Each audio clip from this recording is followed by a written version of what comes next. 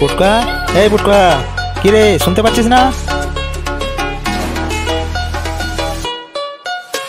পুটকা, আরে পুটকা। হ্যাঁ হ্যাঁ, কি হলো কি হলো, এত চিৎকার করছো কেন? বলছি তোর আজকে পরীক্ষা আছে না, মৌখিক পরীক্ষা। কখন স্কুলে যাবি, কটা বাজে খেয়াল আছে? ও এই ব্যাপার, এই তো বাবা বেরোবো, এক্ষুনি বেরোবো। ঠিক আছে যা, আর ভালো করে পরীক্ষা দিস কিন্তু। হ্যাঁ বাবা, তুমি ওসব নিয়ে কোনো চিন্তা করো না, আমি ভালো করে পরীক্ষা দেবো। আর হ্যাঁ, যাওয়ার সময় একটা জামা পরে যাবি, এভাবে চলে যাস না। হ্যাঁ বাবা, ঠিক আছে ঠিক আছে। স্যার ভেতরে আসবো? হ্যাঁ এসো।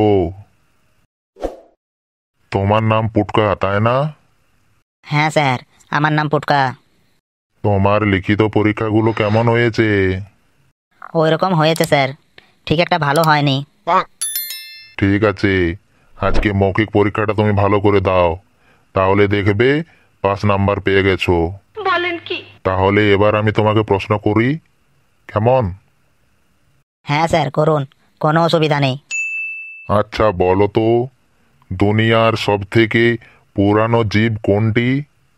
স্যার দুনিয়ার সব থেকে পুরানো জীব হলো জিরাফ। জিরাফ? সেটা আবার কিভাবে? স্যার জিরাফের গায়ের রং সাদা কালো, তাই। আচ্ছা, আমি তোমাকে দুটো বাক্য দেব, তাদের মধ্যে তোমাকে পার্থক্য খুঁজে বের করতে হবে, কেমন? ঠিক আছে স্যার, বলুন। প্রথম বাক্য হলো ও বাসনগুলো ধুলো, আর দ্বিতীয় বাক্য হলো ওকে বাসনগুলো ধুতে হলো। এই দুটোর মধ্যে পার্থক্য কোথায় দেখাও তো। স্যার প্রথম বাক্যে কর্তা অবিবাহিত, আর দ্বিতীয় বাক্যে কর্তা হলো বিবাহিত, এদের মধ্যে এই পার্থক্য স্যার। খুব পাকা হয়েছো তাই না? সঠিক সঠিক উত্তর দাও, না হলে কিন্তু আমি তোমাকে ফেল করিয়ে দেব। এবারে বলো তো, বীরবল কে ছিলেন? বীরবল কে ছিলেন জানি না স্যার। পড়াশোনা করার ইচ্ছা থাকলে তো জানবে, পড়াশোনাই করনি তো কিভাবে জানবে তুমি? স্যার প্রমোদ, বিকি, গৌরব এরা কারা আপনি কি জানেন? না, জানি না। আপনার মেয়েরা বাড়ির বাইরে গিয়ে কাদের সাথে ঘুরছে, কাদের সাথে মিশছে, জানার ইচ্ছা থাকলে তো জানবেন স্যার। মাইক্রোসফট এক্সেল কি বা কি কাজে লাগে তুমি বলতে পারবে? স্যার মাইক্রোসফট এক্সেল হলো সার্ফ এক্সেলের একটি নতুন ব্রাঞ্চ, যা কম্পিউটার পরিষ্কার করতে ব্যবহার করা হয়।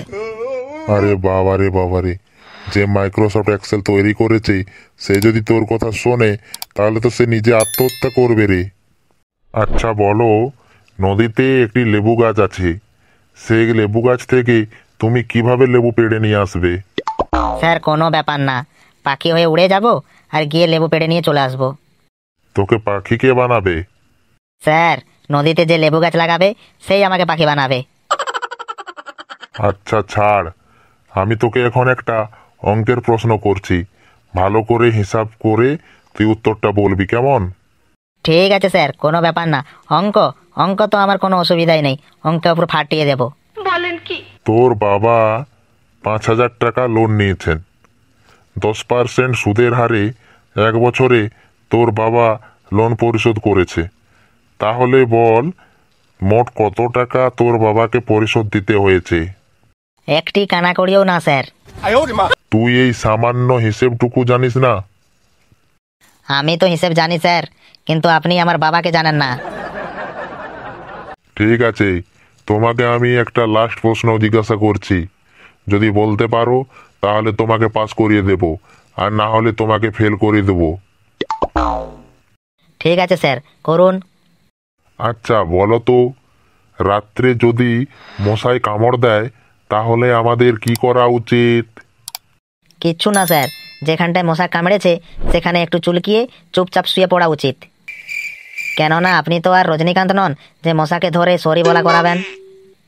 তোমার একটাও প্রশ্নের উত্তর ঠিক হয়নি, তুমি শুধু পাকামি করে গেছো আর উল্টো পাল্টা উত্তর দিয়ে যাচ্ছ। তোমাকে কিন্তু ফেল করিয়ে দেওয়া হবে। করুন না স্যার, করুন, ফেল করিয়ে দিন, আর আমিও পুরো স্কুলে বলে দেবো আপনার মেয়েরা কার কার সাথে ঘুরে, কার কার সাথে মেলামেশা করে। বাবা তুই রাগ করে গেলি?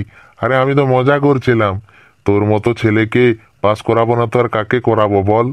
কাউকে কিচ্ছু বলার দরকার নেই, আমি তোকে ঠিক পাস করিয়ে দিচ্ছি।